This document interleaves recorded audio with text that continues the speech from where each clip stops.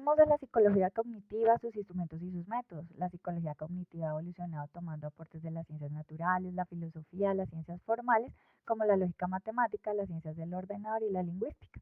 Así sus métodos y teorías tienen un carácter interdisciplinar. A continuación veremos un recorrido histórico por la evolución de los métodos que conocemos y usamos hoy en día. Iniciemos con Gustav Theodor Fechner. Fechner inaugura la psicología experimental cuantitativa en 1860 con su publicación Elementos de psicofísica. Fechner afirma que la mente es medible y susceptible de tratamiento matemático. Por tanto, la psicología podría ser una ciencia cuantificada. La ley de Weber-Fechner establece que una relación cuantitativa entre la magnitud del estímulo físico y cómo éste es percibido por el sujeto objeto de estudio. El proceso comienza a medirse. Sin embargo, fue William Wundt quien en 1879 fundó el que se denomina el primer laboratorio de psicología experimental, adoptando instrumentos y técnicas de la fisiología como la medición del tiempo de reacción. Según Wundt, el proceso que podría sintetizar los elementos en unidades globales es la atención. Consideraba que la percepción de conocimiento interior, es la base de formas superiores del pensamiento, razonamiento o lenguaje. Wundt utilizó como método de observación por un tiempo la introspección experimental y hacia 1900 optó por el método histórico de la psicología de los pueblos, que se refiere a una psicología descriptiva que se utiliza en donde se utiliza el método histórico para abordar el lenguaje, el mito y las costumbres. La mente de los individuos es el resultado de una larga trayectoria de las especies, trayectoria que los individuos desconocen. La historia amplía el campo de la conciencia individual. Por su parte, Hermann Ebbinghaus, a finales del siglo XIX, realiza el análisis experimental de los procesos mentales superiores, específicamente la memoria. Ebbinghaus utiliza una aproximación sistemática, rigurosa y objetiva del estudio de la memoria. William James, hacia 1890, propone también la teoría de la memoria, en la que afirma que hay dos tipos de memoria, la transitoria primaria y la permanente secundaria. Además, diferencia entre estructura y proceso. Veamos entonces cómo la psicología cognitiva adoptó gran parte de la metodología experimental y también un buen número de sus investigadores, porque, por ejemplo, otros planteamientos relevantes son el enfoque ecológico de Gibson, quien afirma que la percepción del entorno lleva de manera inevitable la necesidad de ejecutar una acción, o el análisis informacional del estímulo de Gardner, para quien la inteligencia no es vista como una concepción unitaria que agrupa diferentes capacidades específicas, sino un conjunto de inteligencias múltiples, distintas e independientes. El conductismo impera en el campo de la psicología, sin embargo, sus aportes siguen siendo relevantes en el campo cognitivo. Por ejemplo, según Tolman, 1948, la conducta es propositiva, intencional y se dirige a la consecuencia de ciertas metas. Tolman es considerado un puente entre el conductismo y el cognitivismo, manteniendo siempre el método experimental como único eje de su investigación. Ya con el declive del paradigma conductista, quien había ignorado varios parámetros como la percepción, la atención y la memoria, además de imágenes mentales, lenguaje, pensamiento, razonamiento, formación de conceptos y otros, se fortalece el énfasis en el estudio de procesos mentales. El paradigma cognitivo, la psicología cognitiva, recurre entonces al estudio de componentes empíricos con el fin de llegar a conocer la organización funcional de la mente, recurriendo por tanto a entidades mentales, estados, procesos, disposiciones de naturaleza mental, para la explicación de la conducta heredando el rigor científico. Entonces, la utilización del método científico que abandona la argumentación formal lógica propia de la filosofía es lo que confiere a la psicología su estatus científico. Por ello, aportes desde disciplinas como la astronomía, la fisiología y la física posibilitan la cuantificación de los procesos mentales. Primero, los análisis cronométricos estudian cómo se procesa la información cuando se piensa y se actúa de forma inteligente, comprendiendo la inteligencia en términos de velocidad y de conducción neural. El TR, el tiempo de reacción, es uno de los índices más usados en la psicología cognitiva, junto a la tasa de aciertos. De hecho, hay autores que aseguran que son las dos únicas variables dependientes de la psicología. La cronometría mental, que entendemos como el estudio de la duración del tiempo de procesamiento de información en el sistema nervioso humano, surge como aportes del astrónomo F. W. Bessel, quien crea la fórmula de ecuación personal para corregir las diferencias entre las observaciones y los registros de los astrónomos.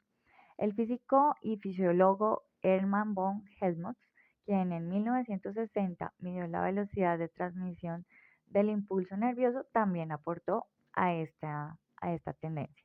El fisiólogo holandés F. C. Donders fue el primero en dar una interpretación psicológica a los experimentos de Helmholtz y de Bessel, considerando que el tiempo de reacción podría utilizarse para inferir la acción de los procesos mentales utilizando cronoscopios y utilizando el método sustractivo, que busca conocer la duración de procesos determinados que se encuentran entre el estímulo y la respuesta.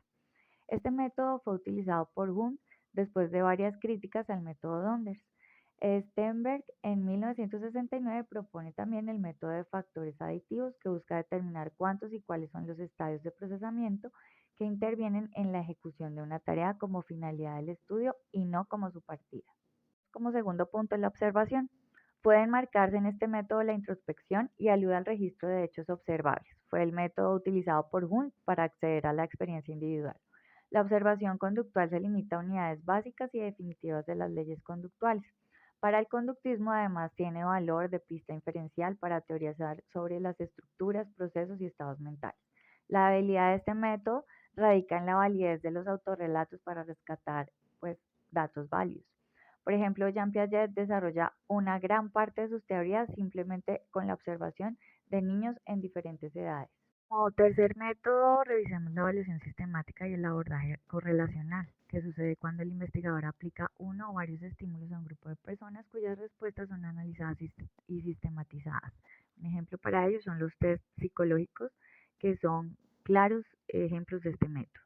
Como número 4, la experimentación, que es un modelo sistemático de variación y constancia usando estímulos como variables dependientes que buscan como resultado variables dependientes a modo de respuestas.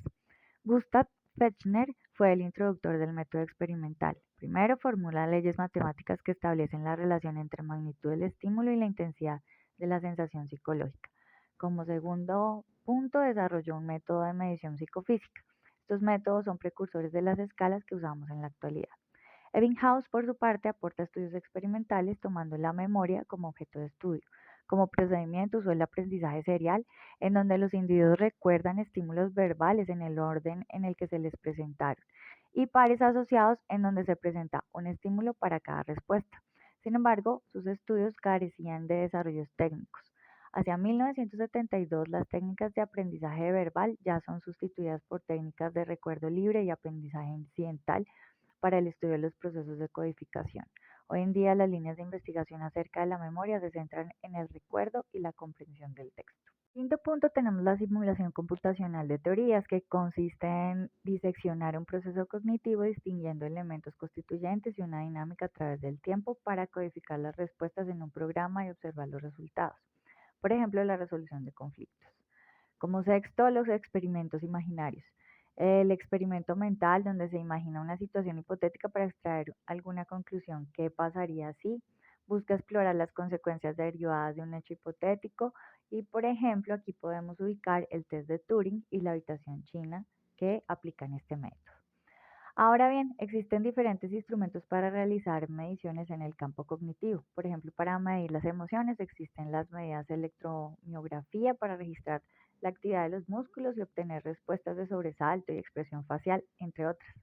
Las medidas psicobiológicas, psicofisiológicas, que son una serie de técnicas biológicas utilizadas en la superficie del cuerpo, mayormente no invasivas, y pueden representar la relación entre el cerebro y la conducta a través del registro de sucesos revelados y observables. Y como tercero, las neuroimágenes, que nos permiten ver la actividad cerebral interna. La electroencefalografía, tomografías, resonancias magnéticas son ejemplos de estas imágenes.